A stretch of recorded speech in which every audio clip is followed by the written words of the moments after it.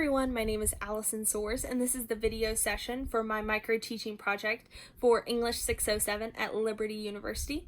Today I'm going to be talking about teaching writing as a process versus teaching writing as a product. And I'm also going to touch on a new approach to writing instruction, which is called the post-process approach. I originally chose this topic because as a teaching assistant this year and a English teacher next year, I really wanted to best equip myself to teach students how to write.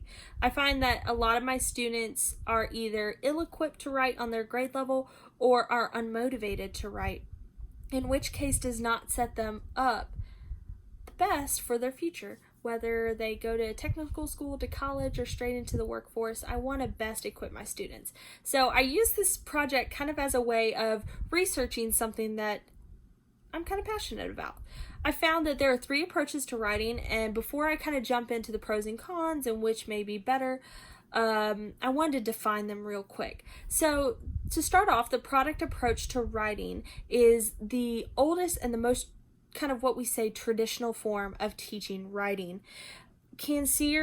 Ali Kansier defines it as the teaching of writing that emphasizes mechanical aspects of writing, such as focusing on grammatical and syntactical structures.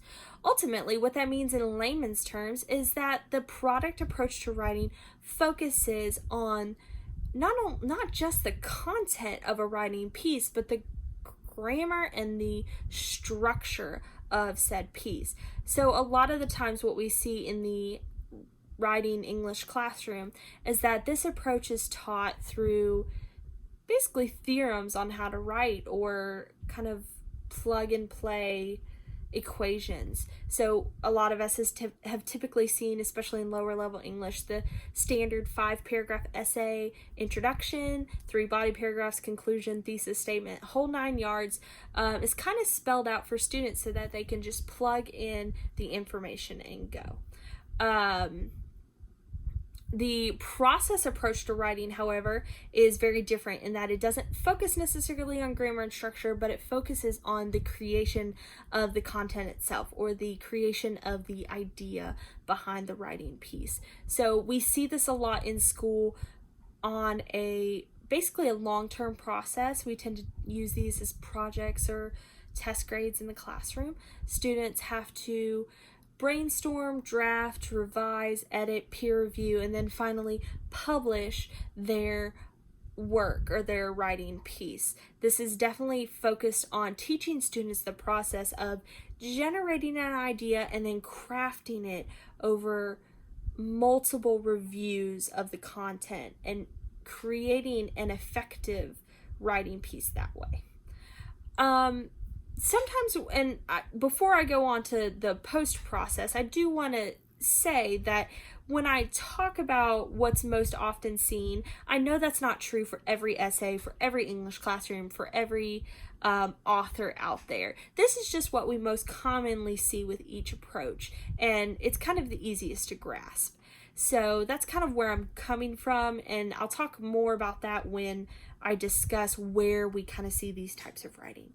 And finally, the old process approach is more of an audience and context-centered way of writing. So it really focuses on letting the context or kind of the situation of the writing piece develop the dialogue rather than the process or the structure.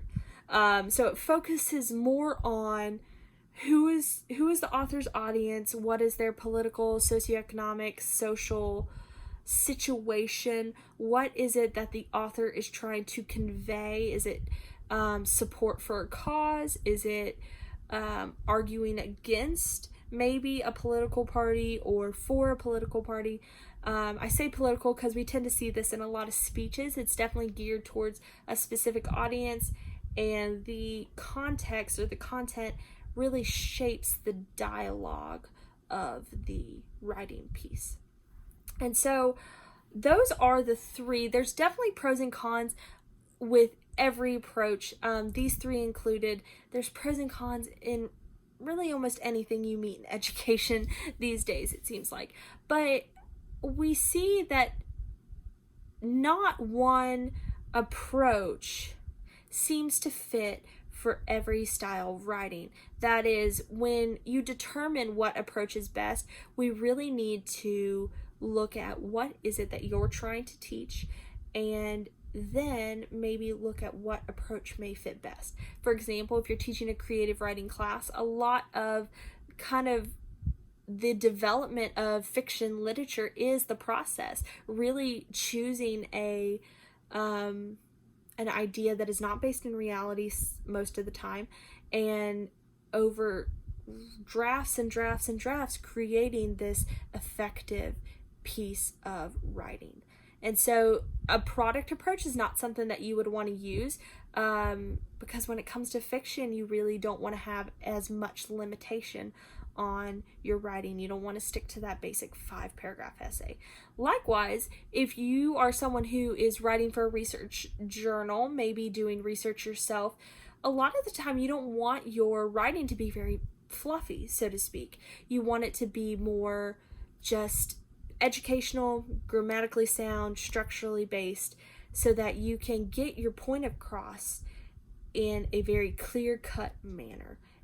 Those types of writings tend to be more focused on the data and less focused on the writing itself. And so a product approach would be really great for teaching, maybe writing in a science class, where you are going to have to focus more on the grammar and the structure and less on kind of the emotions or feelings or maybe arguments or opinions that writing can create in an individual.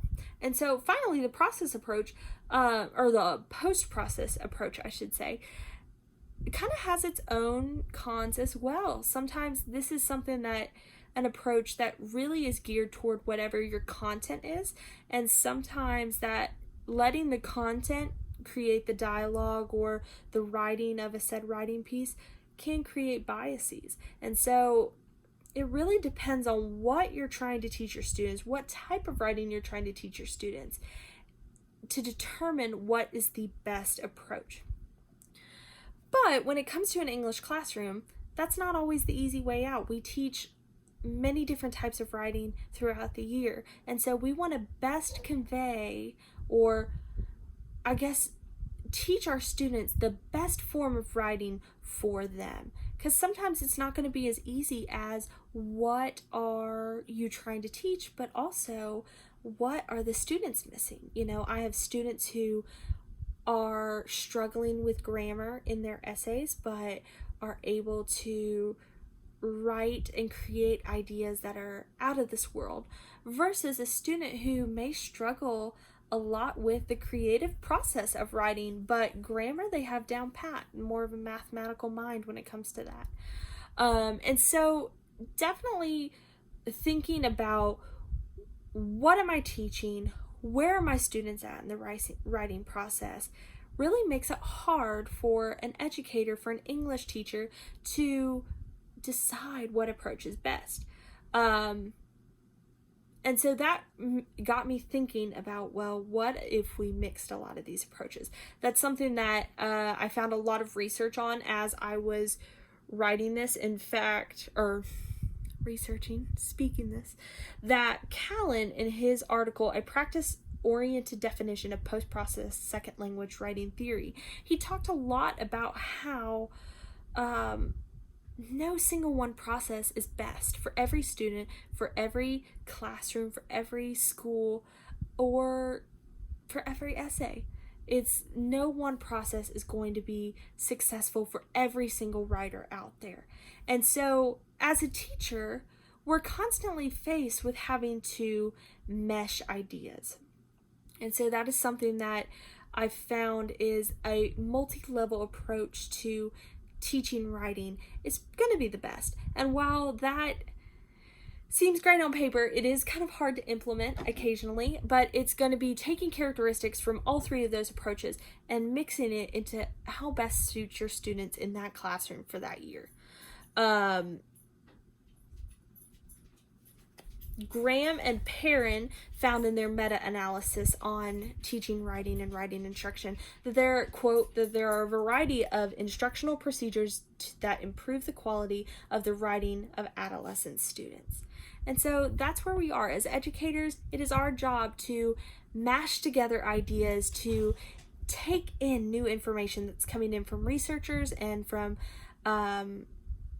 educators at the collegiate level, kind of take in what works, what doesn't, who my students are, what I'm trying to teach, and pull from all of these approaches what is going to be best for that student at that time, or that group of students at that time.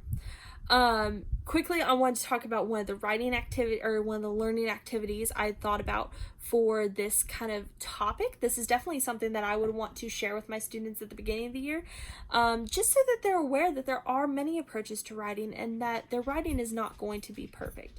One kind of activity I thought about doing with my students is having them get into groups and giving them different pieces of writing. So research art, maybe a snippet from a research article, a snippet from a political speech, maybe Martin Luther King's I Had a Dream, not necessarily political but more social, but a speech nonetheless that can be printed out, or even a piece of an excerpt from a piece of literature we're going to read that year, allowing them to get in groups and discuss what they think these writing approaches are and how they can be, or what they think the author, what approach they think the author used, and having them discuss amongst themselves and decide. And then afterwards, we'll come together as a class and really discuss and go into depth into each of these approaches and what we're going to learn throughout the year.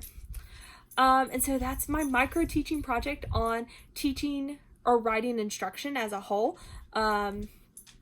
I thank you guys for listening to this, and I can't wait to hear your guys' thoughts on the topic. Thank you.